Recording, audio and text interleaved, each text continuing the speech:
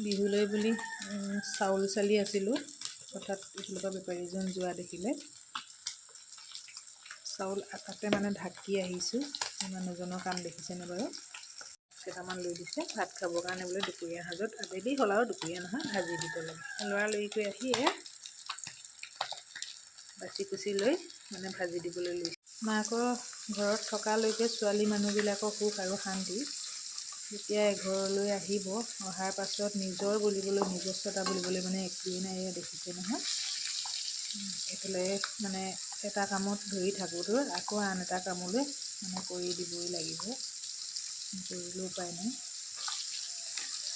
এয়াই আমাৰ মানে মাইকী মানুহৰ জীৱন।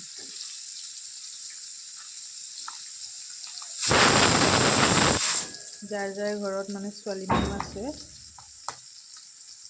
তেওঁলোকক কৈছোঁ ভালকৈ মাকৰ ঘৰতে খাই বৈ শুই বৈ লওক। আৰু ঘৰলৈ যোৱাৰ পিছত এয়া দেখিছে নহয়, আমাৰ গতিও গতি হ'ব।